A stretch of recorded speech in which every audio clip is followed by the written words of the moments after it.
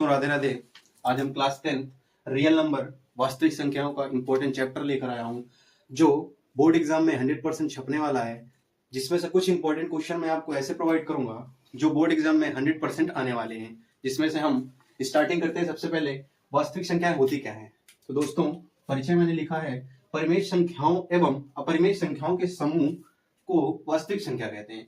यानी परिमेय संख्याएं और अपरिमेय संख्याएं जब आपस में मिल जाती हैं तो उसको हम वास्तविक संख्या या रियल नंबर कहते हैं। जिनमें से कुछ टाइप होते हैं। सबसे पहला है प्राकृतिक संख्याएं। प्राकृतिक संख्याएं क्या होती हैं? जो 1 2 3 4 5 प्राकृतिक यानी प्राकृतिक संख्याएं, 0 से शुरू होने वाली नहीं, 1 से शुरू होने वाली हमारी प्राकृतिक संख्याएं होती हैं। और पूर्ण संख्या क्या होती हैं? जो 0 से, पूर्ण मतलब होल, होल मतलब संसार, ऐसे ही याद कर लो, होल। तो होल यानी 0 से स्टार्ट होने वाली, 0 1 2 3 4, ये हमारी पूर्ण संख्याएं होती हैं। एंड पूर्णांक संख्याएं क्या होती हैं? पूर्णांक संख्याएं धनात्मक और ऋणात्मक, यानी धनात्मक वाली भी और ऋणात्मक वाली दोनों संख्याएं जब ली जाती हैं वो हमारी पूर्ण संख्याएं होती हैं। मैंने आगे लिख दिया है।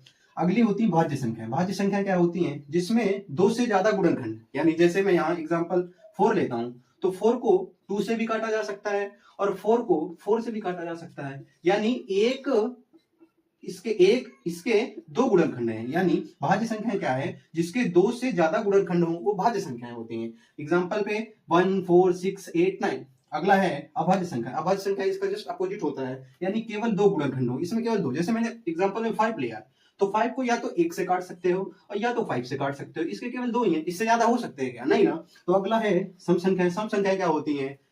सम संख्याएं जो 2 से विभाजित हो जाए, पूर्णता पूरी तरीके से 2 से कटने वाली संख्याओं को सम संख्याएं कहते हैं। 2 से पूर्णता भाज्य होने वाली संख्याओं को सम संख्याएं कहते हैं। जैसे 2 4 6 8, ये पूर्णता 2 से विभाजित हो जाती हैं। विषम संख्याएं क्या होती हैं? विषम संख्याएं 1 3 5 7 9। विषम संख्याएं वह होती हैं जो एक से और स्वयं से कट जाएं। एक से और स्वयं से कट जाएं, वो हमारी विषम संख्याएं होती हैं।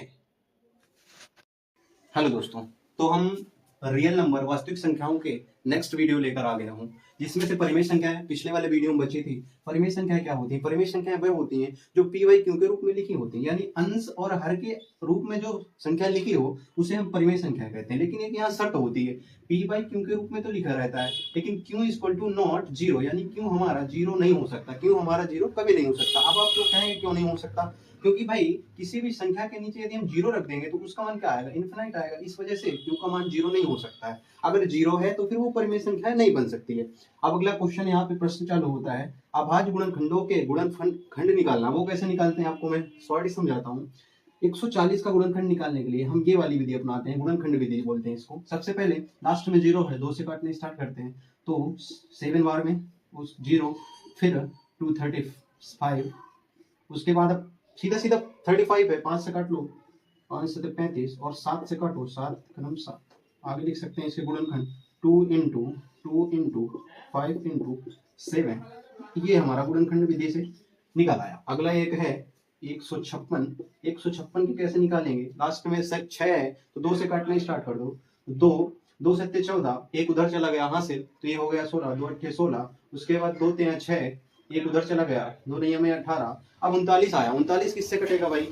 देखो 2 3 6 और एक उधर गया, 2 9 में 18, 39 आ गया। 13 से काट लो सीधा, 13 3 39 और 3 1 9 3। इसके गुणनखंड बने 2 इंटू 13 इंटू 3। ये इसका हो गया। थैंक यू दोस्तों। हेलो दोस्तों, ये इंपॉर्टेंट क्वेश्चन आ गया जो क्लास 10 में हमेशा पूछा जाता है कि सिद्ध कीजिए या फिर सिद्ध करो √5 एक परिमेय संख्या है। तो कैसे सिद्ध करते हैं, चलो आइए सीखते हैं। सबसे पहले हम ये लिखते हैं कि माना √5 एक परिमेय संख्या है। परिमेय संख्या है। अब परिमेय संख्या पिछले वीडियो में बता चुका हूं। परिमेय संख्या क्या होती हैं? परिमेय संख्याएं होती हैं जो p बाई क्यू के रूप में लिखी जाती हैं और Q equal to not zero, ये पता हो, यानी जीरो या फिर पूर्णांक ना हो या फिर पूर्णांक नहीं होनी चाहिए। पूर्णांक नहीं होनी चाहिए। तो माना √5 एक परिमेय संख्या है। तो √5 को हमने क्या माना? √5 को हमने माना p बाई क्यू, परिमेय संख्या मान लिया। अब हम आगे करते हैं दोनों पक्षों में वर्ग करने पर, दोनों पक्षों में वर्ग करने पर, तो √5 का स्क्वायर और p/q का स्क्वायर, ये बनेगा हमारा 5 और ये बनेगा p²/q²। इसको ऐसे भी लिख सकते हैं 5 = p/q इंटू क्यू। अब क्यू को इधर ले आओ भैया, तो 5 क्यू हो जाएगा और इधर बचेगा सॉरी p²/q, जो कि ये हमारा भिन्न है और ये पूर्णांक है, ये पूर्णांक है। और हमने बता रखा था कि q = नॉट 0, पूर्णांक नहीं होनी चाहिए। अब यहाँ पे इधर भिन्न है, इधर पूर्णांक आ रही है, तो ये तो साफ साफ सिद्ध हो रहा है कि पूर्णांक आ रही है, यानी कि √5, यानी √5 हमारी परिमेय संख्या नहीं है। थैंक यू दोस्तों।